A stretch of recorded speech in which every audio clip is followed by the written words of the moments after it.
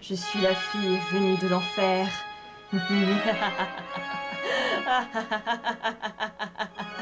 Plus crédible que ça, tu meurs. Bah évidemment, si tu casses mon effet, ça fait pas vraiment crédible. Bon, c'est quoi ce déguisement? Bah, un chapeau en rouge version Tim Burton, ça se voit quand même. T'es sûr de toi? Parce que tu viens de dire en fait que tu étais la Bah fille venue de évidemment, l'enfer. si je dis je suis le chaperon rouge version Tim Burton, ça fait un peu moins crédible d'un coup. Ah, t'avais qu'à te déguiser en fille de l'enfer si c'était que ça. Puis de toute façon, ce qu'il faut, c'est un épisode, pas un déguisement débile. Bah t'avais qu'à la boucler. Donc malgré que ce soit passé et que l'hiver est passé par là, vu que je n'ai absolument plus de lumière, vu ma tenue, vous avez quand même compris que c'est un hors-série spécial Halloween. Mais au lieu de vous faire un banal historique de ce qu'est Halloween, je vais plutôt vous présenter 4 personnages historiques qui sont aujourd'hui la source de nos légendes, des histoires les plus terrifiantes. Oh, on sent l'ambiance. Ta gueule, juste ta gueule. Ok.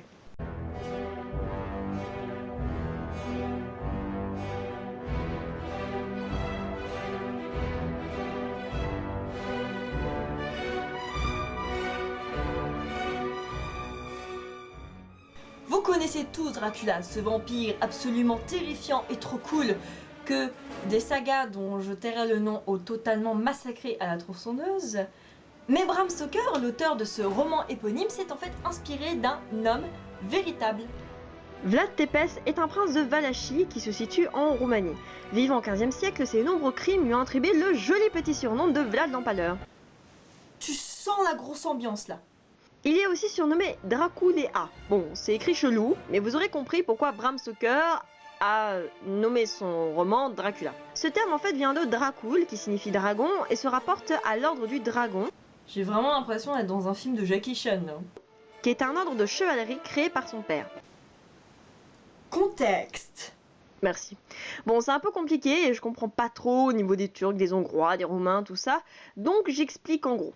Au XVe siècle, la Valachie est envahie par la pression ottomane, qui est en fait la Turquie. À cause des nombreuses guerres, son père avait fini par obtenir la paix, mais les Turcs décident de le tuer malgré tout. C'est pas gentil.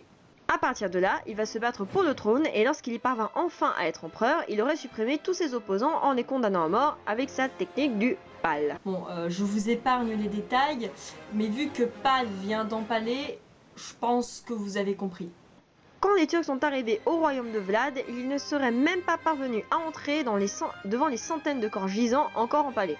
Bienvenue en Transylvanie! Bien sûr, cette anecdote reste une légende, mais il est difficile de démêler le vrai du faux, et après le roman de Bram Stoker, Vlad l'Empaleur reste Dracula.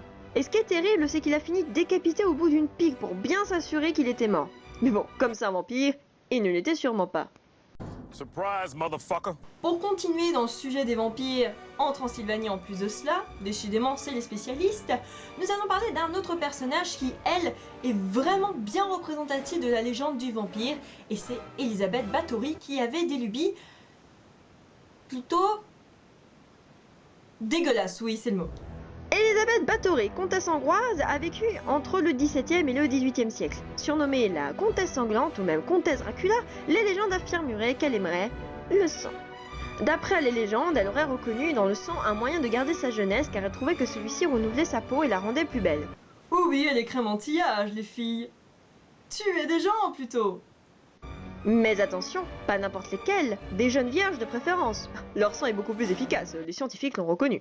Beaucoup de témoignages sur la torture disaient qu'elle employait avec ses complices des paysannes de la région en tant que servantes et qu'elle les tuait ensuite pour récupérer leur sang. Elisabeth aurait même utilisé des filles de petite noblesse. Parce que je le vaux bien. C'est pas du tout crédible. Elle serait aussi accusée d'avoir fait des bains de sang ou d'avoir mordu ses domestiques pour s'amuser. Là, c'est louche. Je l'avoue. Les cris provenant du château ont fini par convaincre la royauté d'intervenir malgré son rang, et étant comtesse, elle sera emprisonnée à vie dans une tour de son château. C'est sur cette note absolument joyeuse que nous allons passer à un personnage qui n'est ni hongrois ni transylvanien, faut pas déconner non plus, mais français. Et oui, nous aussi, nous sommes des experts en matière de meurtre, puisque nous avons inventé le conte de Barbe-Bleue, qui serait en fait inspiré d'un personnage véritable qui serait Gilles de Rais. Gilles de Rais était un baron de Retz, servant Charles VII durant la guerre de Cent Ans au XVe siècle, et il était même devenu compagnon d'armes de Jeanne d'Arc. Il a suscité l'intérêt après l'attentat qu'il a fait à l'encontre d'un ecclésiastique pour une histoire de terrain. Ouais, c'est compliqué, je résume. Juste après, beaucoup de rumeurs circulaient sur lui comme quoi il aurait violé et tué plusieurs enfants et d'avoir évoqué le diable par des rituels. C'est pas joli. Il est donc accusé en mai 440 pour 140 meurtres ou plus, parce que le chiffre n'est pas vraiment exact.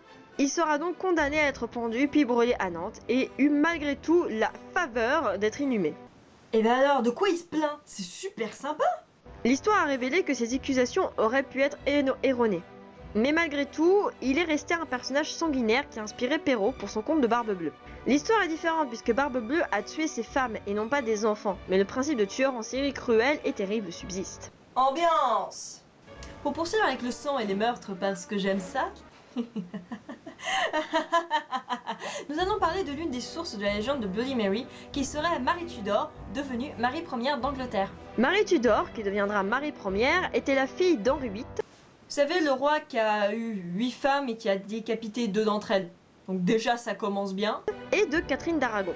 Elle accède donc au trône en 1553 lorsque le seul fils d'Henri VIII meurt. Fervent catholique, elle est confrontée à l'avènement du protestantisme au XVe siècle et va donc tuer plus de 280 réformateurs brûlés vifs. Elle a donc été surnommée Bloody Mary pour ses nombreuses condamnations à mort.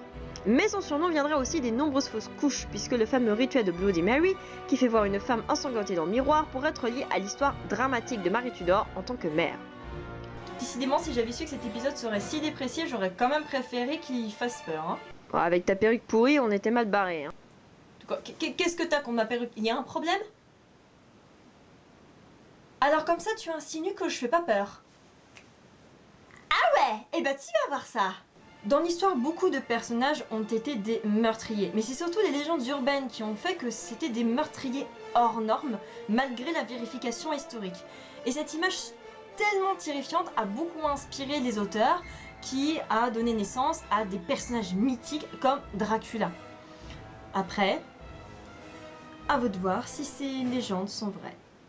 Boys and girls of every age, wouldn't you like to see something strange? Come with us and you will see. This our town of Halloween. This is Halloween, pumpkin street, the dead of night. This is Halloween, everybody make a scene, trick or treat. Till the neighbors gotta die of fright. It's our town, everybody's afraid. This town of Halloween. I am the one hiding out the open air. Brown shop and the eyes glowing red.